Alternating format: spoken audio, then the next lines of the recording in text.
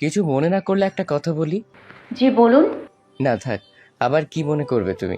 সিরাত কপালে ভাঁজ ফেলে মিনমিনিয়ে স্বরে বলে, বলুন, সমস্যা নেই। তোমাকে দেখতে ইচ্ছে করছে, বাসার নিচে আসবো?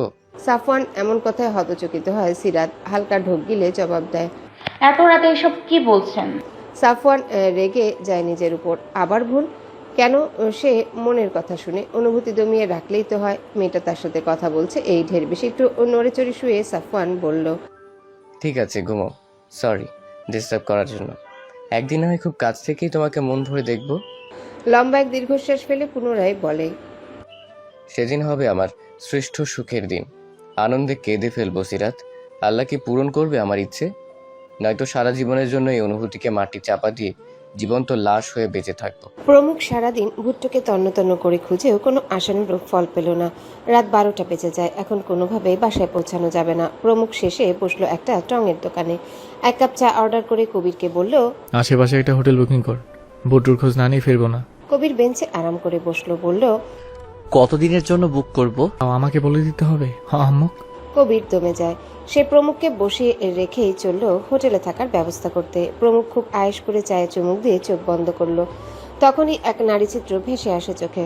প্রমুখ কেঁপে ওঠে। কি হচ্ছে তার সাথে? সে মনে মনে আয়াতুল কুরসি পড়ে মাথা ঝাঁকিয়ে বলল, পেতনি দূর হ, আমার পিছনে লাগছিস কেন? বড়সড় দম নিয়ে খালি রাস্তায় কিছুক্ষণ হাঁটলো। 30 মিনিট পর কবির গাড়ি নিয়ে এসে প্রমুখের সামনে ব্রেক করে বলল, সব ব্যবস্থা হয়ে গেছে স্যার, আসুন। গাড়িতে উঠে বসে প্রমুখ। বাতাসের গতিতে তারা চলল পাশের হোটেলে। সিরাত সকালে গোসল করে পরিপাটি হয়ে নেয়। সব রান্না কিছুক্ষণ আগেই শেষ। তার মা বসে আছে সোফায়। মাঝে মধ্যে মেয়ের কর্মকাণ্ড আর চোখে পরক করছে। সিরাত বিষয়টি খেয়াল করে ঠোঁট টিপে হাসে। গলা খাকড়ি দিয়ে উঁচু কণ্ঠে বলল, আমাকে দেখার কিছু নেই। আই নো আমি সুন্দরী, দেখতে হবে না কার মেয়ে। তাইমা খানম কপাল কুঁচকে কপট রাগ দেখিয়ে তাকায়। মুহূর্তে উচ্চস্বরে হেসে উঠে বলে, চর মেরে দাঁত ফেলে দিব, বেয়াদব। চর মারো আর যাই করো, সত্যি কখনো লুকানো থাকে না। তাইরা খানম গাল ফুলায়, মুখ অন্যদিকে করে বসে রইল। সিরাত ভার্সিটির জন্য রেডি হয়ে খাওয়ার টেবিলে বসে 1 প্লেট ভাত বাড়ে। তাইমা খানমকে টেনে চেয়ারে বসে সে অন্য চেয়ারটায় বসে। এরপর মায়ের দিকে প্লেট বাড়িয়ে বলল, অনেক রেস্ট করেছো, এবার খেতে যাও। তাইমা খানম মুখ বাঁকালো, বলল, আমার কথা শুনিস? তাহলে আমি কেন তোর কথা শুনবো? শুনি না। না। তাইমা ভাত মাখিয়ে জবাব দেয়। সিরাত ভ্রু কুঁচকে বলে, অকারণে রেগে আছো কেন? রেগে থাকা কি উচিত না? তাইমা 1 লোকমা ভাত সিরাতকে খাইয়ে বলল, ছেলেটাকে তোর পছন্দ না, কোন দিকে খারাপ আমাকে বুঝিয়ে বল। সিরাতের অটোমেটিক খাওয়া বন্ধ হয়ে যায়। তার চোখে ভাসে কাল রাতের কথা। সাফওয়ান যখন উল্টোপাল্টা কথা বলল তখন লজ্জায় সিরাত কল কেটে দেয়। বালিশে মুখ গুজে পড়ে রইল অনেকক্ষণ। এরপর ছোট্ট টেক্সট পাঠিয়ে বলল, কাল ভার্সিটির সামনে থাকবেন, কথা আছে। আজ ঘুমাই, বাই। মায়ের মৃদু ধাক্কায় হুঁশ ফিরে তার। কিছুটা অপ্রস্তুত হয়ে চোখ পিটপিট করে বলল, কি বলছিলে আবার বলো। তাইমা রেগে যায়। প্লেট টেবিলে রেখে উঠে পড়ল তৎক্ষণাৎ। এতক্ষণ কাকে কি বুঝালো সে? কোন ভাবনায় ডুবে থাকে? হাত ধুয়ে রুমে যেতে যেতে বলে, কথায় মনোযোগ থাকলে একেবারেই শুনতি। প্রায় 10 বার বললাম, তাও বলছিস শুনিসনি। তবে কখনোই শুনবি না তুই। যা ভার্সিটিতে চলে যা। সিরাত হালকা ঢোক গিলে চোখ বন্ধ করে হাত মুষ্টিবদ্ধ করে বিড়বিড় করল, সাফওয়ান, আমার মাথাটা আপনি এলোমেলো করে দিচ্ছেন, জাস্ট অসহ্য ব্যথা বানিয়ে দিচ্ছেন। সিরাতের খাওয়া হলো না। রুম থেকে ব্যাগ কাঁধে নিয়ে ওয়াটার বোতল তুলে নেয়। আজ নতুন টিউশনিতেও যেতে হবে। রাস্তায় সাফওয়ানের সাথে তখন না হয় আলাপ করতে করতে যাওয়া যাবে। মেন দরজায় এসে বলল, মা দরজা লাগিয়ে দাও, আজ নতুন টিউশন আছে, ফিরতে বিকেল হবে। রিকশায় উঠে ভার্সিটিতে পৌঁছে যায় সিরাত। হন্তদন্ত হয়ে সিঁড়ি দিয়ে ক্লাসে প্রবেশ করতে একটা মেয়ের সাথে ধাক্কা খেয়ে পড়ে যায় সে। সিরাত চমকে যায়। তার ঠিক মনে আছে মেয়েটি থেকে বেশ দূরত্ব রেখেই যাচ্ছিল সে। তবুও ক্লাস টাইম শুরু হয়ে যাওয়ায় গায়ের কাপড় ঝাড়তেই সেই মেয়েটি ব্যথাতুর গলায় বলল, আই এম সরি, আসলে দেখতে পাইনি। সিরাত উঠে দাঁড়িয়ে জবাব দেয় মিষ্টি হেসে। ইটস ওকে, আমারই ভুল। কথা শেষ করতে পারল না সিরাত, কারণ সামনের মেয়েটিকে সে চিনে। শুধু সিরাত নয়, বরং এই ভার্সিটি ও বাইরের মানুষও চিনে। সিরাত শক্ত করে দাঁড়ালো। মেয়েটির চোখে কালো দাগ বসে গেছে। সিরাত চট করে বলল, তুমি ঠিক আছো? সরি আপু, আসলে আমারই ভুল। মেয়েটা হাত বাড়িয়ে থামতে বলল। সিরাত একটু সাহস নিয়ে বলল, আমি যদি মিথ্যা না হই তবে তুমি কি সেই মেয়ে যার সাথে প্রমুখ চৌধুরী বিশ্রীকাণ্ড ঘটিয়েছে ভরা রাস্তার মাঝে? মেয়েটা তাচ্ছিল্যের হাসি হাসলো। অধর বাঁকিয়ে হেসে কথাটা এড়াতে চায়। সিরাত নিজের ভুল বুঝলো। মেয়ে মানুষের মন দুর্বল, এভাবে বলা ঠিক হয়নি। শেষে খুবই কাতর হয়ে সিরাত বলল, ক্ষমা করবেন আপু, ওই ছেলেটাকে আমি সহ্য করতে পারি না। তার লজ্জার ছিটে ফোটাও নেই। সে রাস্তাঘাটে যা করে বেড়ায় তা নিজের কাছে সেটাই ঠিক, অথচ কেউ প্রতিবাদ করতে গেলেই যা তা করে বসবে। আপনাকে চুমু খেয়ে রাস্তায় যে অসম্মান করলো সেটা কেউ দেখবে না, দোষ পড়বে সেই আমাদের মেয়েদের ওপর, আমরাই দোষী। মেয়েটি তাড়াহুড়ো করে সিঁড়ি বেয়ে নেমে যেতে যেতে বলে, সমস্যা নেই, এসব হলাই শ্রেয়। আমি শক্ত আছি এই অনেক, তার শাস্তি সে পাবে। সিরাত আফসোস করলো। কাল মেয়েটির জায়গায় যদি সে থাকতো তখন উপায় না হোক, তবু বলা তো যায় না। হঠাৎ কিছু মনে পড়তে সিরাত চেঁচিয়ে ওঠে, আপু তোমার নামটাই তো জানা হলো না। মেহেরিমা মেহু। ধন্যবাদ আপু, আমি সিরাত। কোনো দরকার পড়লে অবশ্যই জানাবে। কথা বলেই আলতো হেসে ক্লাসের উদ্দেশ্যে পা বাড়ায়। এই সমাজে কিছু হলেই মেয়েদের দোষ। ছেলের কারণে ডিভোর্স হলেও মেয়েদের দোষ, প্রেমে ব্যর্থ হলেও সেই মেয়ের দোষ। শুধু মেয়ে আর মেয়ে। মেহুর জায়গায় সিরাত হলে ভার্সিটি তো দূর, ডিপ্রেশনে সুইসাইড করতে দুইবার ভাবতো না, কারণ তার মন দুর্বল। মেয়েটি ভাগ্যিস প্রতিবাদী, শক্ত ধাঁচে, নয়তো প্রমুখের মতো ছেলেকে থাপ্পড় মারার সাহস দেখায়। ভার্সিটি শেষ করে রাস্তায় সাফওয়ানের জন্য অপেক্ষা করছে সায়রা আর সিরাত। প্রায় 10 মিনিট দাঁড়িয়ে থেকে সায়রা বলল, ভাই আর কতক্ষণ? টিউশনি করাতে যাবি না? ওই ব্যাটা আসছে না কেন? সিরাত ঠোঁট এলিয়ে ঘড়ির কাঁটায় চোখ দিয়ে বলল, কি জানি, আজ 10 মিনিট অপেক্ষা করি। ফোন দে ঘোড়ার ডিম। কি জানি, আর 10 মিনিট অপেক্ষা করি। সিরাত কল করলো সাফওয়ানের নাম্বারে। প্রথমবার রিং হতেই সাফওয়ান বলল, একটু অফিসে যেতে হলো আজ, তাই দেরি করেছি। সিরাত, জাস্ট 2 মিনিট, আমি আসছি। আচ্ছা, জলদি আসুন। সিরাত ফোন কেটে অসহায় চোখে তাকায় সায়রার দিকে। সায়রা ভ্রু কিঞ্চিত করে বলল, সমস্যা কি ভাই? ব্যাটায় আসবে না? সিরাত হঠাৎ চিল্লিয়ে সায়রাকে জড়িয়ে ধরে বলল, জাস্ট 1 মিনিট, সে আসছে।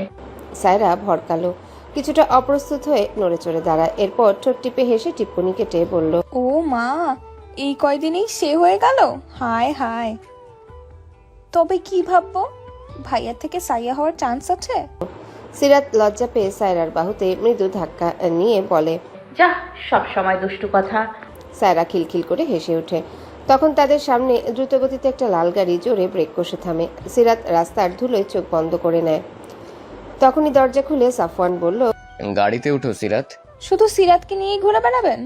অন্য নারী কণ্ঠ কানে যেতে সাফওয়ান কপাল কুঁচকে তাকায়। ততক্ষণে সিরাত চোখ খুলে সোজা হয়ে দাঁড়িয়েছে। সাফওয়ান মারাত্মক হেসে বলল, জি ছোট বোন, আপনিও আসতে পারেন। আপনি আমাকে চেনেন? সাফওয়ান এক পলক সিরাতের দিকে তাকায়, অধর বাকি হেসে বলল, চিনবো না? এত সুন্দর মেয়ের পাশে তার প্রাণের সখী না হয়ে কে হবে? আমশিও আপনি সিরাতের বেস্ট ফ্রেন্ড, তাই না মিস সিরাত? সাফওয়ানের মুখে নিজের নাম শুনে কিছুটা অপ্রস্তুত হয়ে যায় সিরাত। সায়রা খিলখিল করে হাসছে। সিরাত মাথা ঝাঁকিয়ে বলল, জি, ঠিক বলেছেন। তবে আসুন দুজন, এই অধমের গাড়িতে উঠে ধন্য করুন। ঠিক করে হেসে উঠে দুই বান্ধবী। সাফওয়ান ঘোলা চোখে তাকিয়ে রয় সিরাতের হাত ঢেকে দাঁত বের করে হাসির দিকে। সায়রা সিরাতকে উঠিয়ে দিল গাড়িতে। এরপর সাফওয়ানকে বলল, আজ আমার তাড়া আছে, আমার বান্ধবীকে আপনার কাছে জমা রাখলাম। কিছু হলেই পুলিশে ধরিয়ে দেব বলে রাখলাম। আমার চাচু কিন্তু পুলিশের অফিসার। সায়রা সিরিয়াস কথায় সাফওয়ান ভড়কে যায়। সিরাত ওর দিকে চোখ গরম করে তাকায়। খাচ্চর মেয়ে সবসময় দুষ্টুমি করার ধান্দা। সাফওয়ান অবাক হয়ে গোল গোল চোখে তাকায় সায়রার দিকে।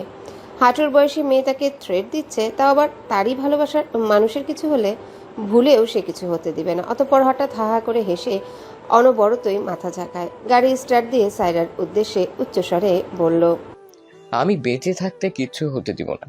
এই হৃদয়ে প্রাণ আছে যতদিন, সিরাতকে আগলে রাখবো ততদিন। নতুন বাচ্চা দুটিকে খুব মনোযোগ সহকারে পড়াচ্ছে সিরাত। বাচ্চা দুটির নাম অর্ণব, আয়ানা। দুটি লক্ষ্মী বাচ্চা বাধ্য ছেলেমেয়ের মতো ড্রয়িং করছে। এখানে এসে সিরাত ভেবেছিল তাদের পড়ার টেবিলে বসানোর জন্য অনেক কাঠখোট্টা পোহাতে হবে, কিন্তু বাবুদের মা ভীষণ আদুরে, আদর করে ডেকে পরিচয় করিয়ে দিল। সিরাতকে তারা তীক্ষ্ণ নজরে দেখে, বিস্ময় নিয়ে গোল গোল চোখে তাকায়। সিরাত মিষ্টি হেসে হাত বাড়িয়ে বলল, হ্যালো, আমি সিরাত। অর্ণব গম্ভীর হয়ে তাকায় আয়নার দিকে। আয়না তখনই সিরাতের সাথে হাত মিলিয়ে বলল, আমি আয়না। জবাব দিয়ে অর্ণবের দিকে আঙ্গুল তুলে বলল, এটা কুমড়ো পটাশ। বলেই মুখ চেপে খিকখিক করে হেসে ওঠে। সিরাত হাসছে, কি দুষ্টু মেয়ে। অর্ণব রাগে দাঁত কটমট করে তাকায়, মাথায় চট করে চাটি মেরে বলল, তুই কটকটি, কালো বা দূর। আয়ানাও মুহূর্তে রেগে যায়, মায়ের সামনে দাঁড়িয়ে চিল্লিয়ে ওঠে। সিরাত কানে দু হাত চেপে অসহায় মুখে দাঁড়িয়ে আছে। তাদের মা ব্যাপারটা সামলাতে দুজনকেই আদর করলো। আয়ানা গাল ফুলিয়ে সিরাতের হাত ধরে পড়ার টেবিলে যায়। অর্ণবও গেল। সেই থেকে সিরাত যা যা পড়তে বলেছে সব মন দিয়ে পড়ছে। তাদের মা কলি শিকদার চা আর বিস্কিট নিয়ে আসলেন, সিরাতের সামনে দিয়ে বলল, ম্যামকে জ্বালাবে না, মনে থাকবে। আয়ানা আর অর্ণব বাধ্যগত সন্তানের মতো মাথা ঝাঁকায়। সিরাত হাসলো। তাদের মাথার চুল এলোমেলো করে বলল, আমাকে পছন্দ হয়েছে? কার কার গিফট পেতে ভালো লাগে? দুজনেই একতালে বলল, তুমি খুব মিষ্টি, রসমালাইয়ের মতো। গিট পেতে খুব ভালো লাগে, আমি চাই। সিরাত চা খেয়ে আড্ডায় বসলো। প্রথম দিন পড়ার তালে রাখলে বাচ্চাগুলো বিরক্ত হয়, তাই ফ্রি হওয়ার জন্য আরাম করে বসলো। আজ ক্লোজ হওয়া যাক, তবেই টিউশনি করে মজা, নয়তো বাচ্চারা ভয় পায়, পড়তে চায় না। হিতে বিপরীত হলে সমস্যা। আস্তে আস্তে কৌশলে মন বসাতে হবে বইয়ে। সিরাত দুই হাত টেবিলে রেখে বলল, প্রতিদিন পড়া হোমওয়ার্ক কমপ্লিট করলে দুইজনের 2টা চকলেট গিফট। রাজি তোমরা? ম্যাম যা বলবে শুনতে হবে, ঠিক আছে? দুজন খুশিতে হই হই করে চেয়ার থেকে উঠে দাঁড়ায়। সিরাতের দুপাশে দাঁড়িয়ে জাপটে ধরে আনন্দে, চোখে মুখে খুশি উপচে পড়ছে চকলেটের লোভে। ম্যামের কথা শুনবো, চকলেট অনেক মজা, আমি খাবো। অর্ণবের সাথে আয়ানাও জেদ ধরল। সিরাত দুজনকে আদর করে গালে চুমু খায়। টেবিলে বসিয়ে গল্পের সাথে টুকটাক পড়াশোনা করায় সিরাত। মন খুলে অনেক আড্ডা দিল। টিউশন করিয়েও হৃদয়ের ক্ষত হালকা করা যায়। বাচ্চাদের সাথে মিশলে সব কষ্ট কোথায় যেন হারায়। সময় শেষে সিরাত তাদের বিদায় দিয়ে বেরিয়ে আসলো। সাফওয়ান চলে গেছে তাকে নামিয়ে। গাড়িতে টিপ্পনি কেটে সেই কথা বলার পর সিরাত লজ্জায় জানালার বাইরে মুখ করেছিল। সাফওয়ান হাজার ডাকলেও ঘুমের ভান ধরে চোখ বন্ধ করে রাখে। ভাবটা এমন, কানের কাছে ঢোল পেটালেও ঘুম ভাঙবে না। শেষে সাফওয়ান বুঝতে পেরে উচ্চস্বরে হেসে নিয়ে আসলো সঠিক লোকেশনে। হঠাৎ ব্রেক কষার ফলে সিরাত ধরফর করে পাশ ফিরে বলল, কি হলো? সাফওয়ান তাকায় এক দৃষ্টিতে, মৃদু হেসে ঠোঁট কামড়ে সামনে ইশারা করে বলল, এসে পড়েছি ম্যাম। সিরাতের হুঁশ ফিরে সে বাইরে নজর দিয়ে কপাল কুঁচকে বলল, ও এসে পড়েছি। কথা শেষে ডোর খুলে বেরিয়ে আসে। কাঁধের ব্যাগ শক্ত করে ধরে এগিয়ে যায় বাসার ভেতর। তখনই কানে আসে সাফওয়ানের গলা। সিরাত, একটা থ্যাঙ্কস অন্তত ডিজার্ভ করি। সিরাত জিহবা কামড় দেয়, চোখ খিচে পেছনে ঘুরল, জোরপূর্বক হেসে বলল, থ্যাংক ইউ ভাইয়া, এখন আসি, দেরি হয়ে যাচ্ছে। ভাবনায় বোধ হয়ে সিরাত রিকশার ঝাঁকিতে হুঁশে এলো। তখন বিকেলের শেষ প্রহর। রিকশা থামার ধাক্কায় ভাবনা ছুটে যায়। পার্সটাকে টাকা দিয়ে গেটের ভেতর ঢুকে। আজকাল সাফওয়ানের নামক অসুখ সারা দেহে ছড়িয়ে পড়েছে। সারাক্ষণ মনের গহীনে উকিঝুঁকি করে। দীর্ঘশ্বাস ফেলল সে। তার অতীত সাফওয়ান কিভাবে নিবে? নিশ্চয়ই খারাপ মেয়ে ভাববে। অতীত শুনেই দূরে পালিয়ে যাবে। কে না চায় তার বিয়ে করা বউ পবিত্র হোক, কারো ছোঁয়া না পাক, শুধুমাত্র তার দেহে প্রথম স্পর্শ থাকুক। বিয়ের আগে একটা ছেলের সাথে ঘনিষ্ঠ হওয়া ভয়ঙ্কর পাপ, সেটা টাকার লোভে হোক অথবা নিরুপায় হয়ে। সবাই চায় তার জীবনসঙ্গী শুধুমাত্র তার ভালোবাসায় ডুবে থাকুক। তার দেহে কোনো অন্য পুরুষের চিহ্ন থাকবে, তাকে ঠকানো হবে। পরে সে যতই মেনে নিক, তবুও কোনো একদিন খোঁচা দিয়ে কথা বলতেও পিছুপা হবে না। কিন্তু সিরাত চায় না কেউ তাকে কথা শোনাক। দরকার হলে মাকে নিয়ে জীবন কাটিয়ে দিবে, শক্ত হাতে সংসার চালাবে। সিরাত ভাবলো সাফওয়ানকে সব বলবে। এভাবে দিন বাড়লে দুর্বল হবে, মায়া জন্মাবে একে অপরের প্রতি। টান মায়া হলে সমস্যা, শেষে দুজনেই কষ্ট পাবে। সিরাত সব ভেবে দরজা নক করলো। তাইমা খানম দরজা খুলে ভেতরে আসে। মেয়ের দিকে তাকাতেই বুকটা মোচড় দিয়ে ওঠে। মুখটা সারাদিনের ক্লান্তিতে শুকিয়ে গেছে। গলার হাড় স্পষ্ট, সারা মুখে তেলে তেলে ঘাম, চুলগুলো বাইরের ময়লায় উস্কো খুস্কো। তাইমার মনটা কেঁদে উঠল, বুকটা হুহু করে মেয়ের কষ্টে। এভাবে বসে থেকে মেয়ের কষ্ট কয়জন মাস হইতে পারে? মায়া হলো ভীষণ। সিরাত রুমে গিয়ে ফ্যানের পাওয়ার বাড়ায়। বিছানায় ধপ করে শুতেই তাইমা খানম বলল, চুলে ভালোভাবে শ্যাম্পু করে আয়, আজ খুব যত্নে তেল মেখে দিব। সিরাত ভ্রু কুচকে তাকায়। কিয়ত পরিমাণ চুপ থেকে ভাবলো কিছু, এরপর চট করে উত্তর দেয়, মা, তুমি কি কোনোভাবে আমাকে ইমপ্রেস করার ট্রাই করছো? তাইমা খানমের চাপা ঝুলে যাওয়ার উপক্রম। সে কথার মানে বুঝতে না পেরে বলল, ইমপ্রেস করার চেষ্টা করব কেন? আয়নায় নিজেকে একবার দেখেছিস কেমন কালো দেখা যায়? নিজের যত্ন নেওয়া কবে শিখবি? সিরাত পাশে ফিরে মায়ের কোলে গুটিসুটি মেরে মাথা রেখে বলল, আমি ভাবলাম ওই সাফনের কথা। কথা বলেই পুনরায় বলল, যত্ন নেওয়ার সময় আছে তোমার মেয়ের? সারাদিন এক মিনিট নিজের জন্য পাই কোথায়? তাইমা খানম এতক্ষণ বুকে চেপে রাখা কষ্ট বের করে দিল। মেয়ের মাথায় হাত বুলিয়ে কেঁদে ওঠে। অঝরে কান্না করে বলল, আমি মরলেই ভালো হতো, এভাবে কষ্ট দেখতে পারছি না। সিরাত হতবাক হয়ে যায়। তড়িৎ গতিতে উঠে মাকে জড়িয়ে ধরে গলা ধরা কণ্ঠে বলল, এসব কি বলছো? তোমার কিছু হলে আমি যাব কোথায়? এভাবে পালিয়ে যাবে আমাকে একা রেখে? আচ্ছা কি চাও তুমি? যা বলবে তাই শুনবো, তবু এসব মুখে আনবে না কোনোদিন। তাইমা কিছুক্ষণ কেঁদে চোখ মুখ মুছলো। মেয়ের কপালে চুম্বন করে বলল, গোসল করে আই, সময় নিয়ে। আর কিছু চাই না, বিয়েও করতে হবে না। সিরাত মিষ্টি হাসে। মায়ের বুকে ছোট্ট বিড়াল ছানার মতো চুপটি করে রইল। তাইমা খানম বলল, একটাই বেঁচে থাকার সম্বল আমার, আর জেদ করব না, কোনো কিছু নিয়ে জোরও করব না। লাভ ইউ মা, তুমি আমার বেস্ট মা। মায়ের বুকে কিছুক্ষণ থেকে গোসলে গেল। প্রতিদিন জার্নি করে এসে কোনো মতে গোসল করেই খেয়ে দিয়ে পড়তে বসে।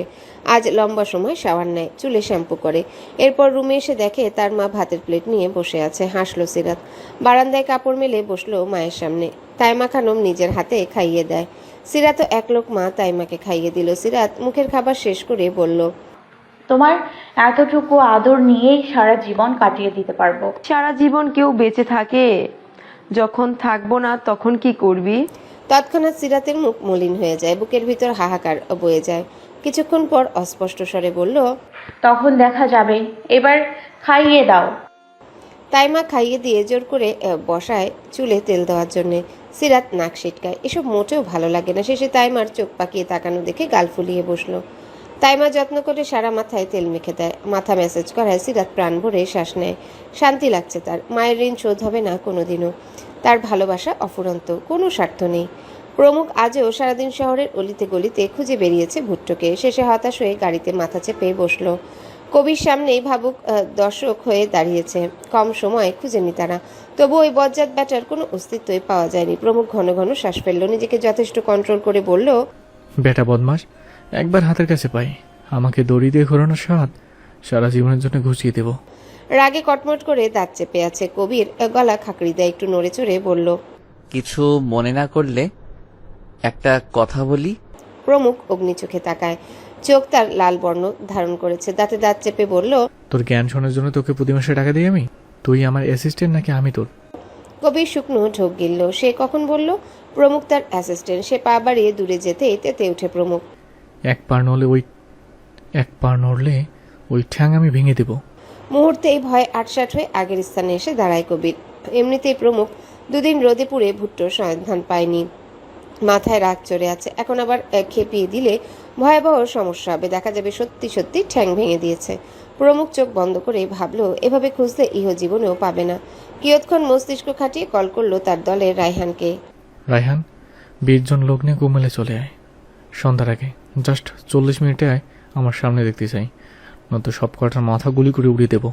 একদমে কথা বলেই কল কেটে দেয়। কবি সেখানে মূর্তির মতো দাঁড়িয়ে আছে। প্রমুখ কপাল কিঞ্চিত করে বলল, দাঁড়িয়ে থাকার জন্য নিচে অহমক, আমি ড্রাইভ করে হোটেলে যাবো?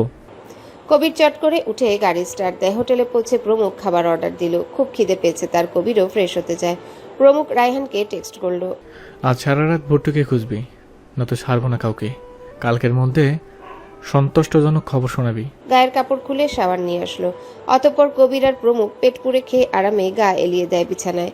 ভুট্টোর চিন্তায় বুধ হয়ে আছে সে। লোকটা এত চতুর, যার কাউকে খুঁজতে 1 ঘন্টা লাগে না, সে 48 ঘন্টা ধরে একটা লোককে খুঁজেই যাচ্ছে। দীর্ঘশ্বাস ফেলল সে। চোখ বুজে আসছে ঘুমে।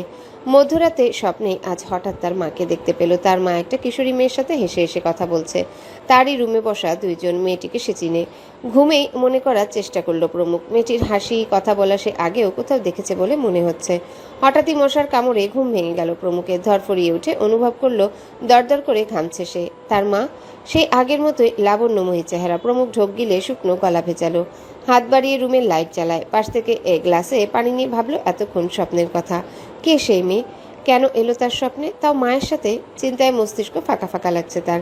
মায়ের কথা মনে হতেই ফোন বের করলো। সময় এখন রাত 4টা। বড় নিঃশ্বাস ফেলে সে। কিছুক্ষণ সারা রুম পায়চারি করে তারপর বারান্দায় বসলো। রাতের আকাশের দিকে তাকিয়ে বলল, এই কেমন স্বপ্নে ধরা দিলে মা? আমি একটু শান্তি চাই। তোমার কোল হারিয়েছি, একটু কোলে মাথা রাখা জায়গা দিবে? ওই মেয়ে কে ছিল? নিষ্ঠুর এই পৃথিবীতে একা রেখে যেতে বুক কাঁপলো না? আমি এখন পাষাণ। খুশি তোমরা? বাবাও খুব খুশি। একটু বাবা মায়ের ভালোবাসা সুখে থাকতে দিল না ওরা। ওদের সবটাকে খুন করব আমি। আমার খারাপ হয়ে যাওয়ার জন্য ওরাই দায়ী। মনের সব লুকিয়ে রাখা কষ্ট এক এক করে বলল প্রমুখ। রাতে ঘুম হলো না আর। বারান্দার মেঝেতে শুয়ে কাটিয়ে দেয় শেষ রাত পর্যন্ত। সকালে উঠে কবিরকে আসতে বলল রেডি হয়ে। আজই শেষ, যেভাবেই হোক দরকার পড়লে গুহা থেকে টেনে বের করবে। রায়হান সবাইকে নিয়ে রাত থেকেই খুঁজছে। 3 জন করে দল ভাগ করে ছড়িয়ে যায় শহরে। চিপাও বাদ নেই। কবির দরজা নক করতে প্রমুখ বেরিয়ে আগে আগে যায় গাড়ির কাছে। কবিরও চুপ রইল, মন দিয়ে ড্রাইভ করলো সে। থামলো মার্কেটের কাছে। এখানে অনেক ভিক্ষুক বসে থাকে। যারা যারা মার্কেটে যায় সবাই কিছু না কিছু দান করে। প্রমুখ কয়েকটি ভিক্ষুককে বলল,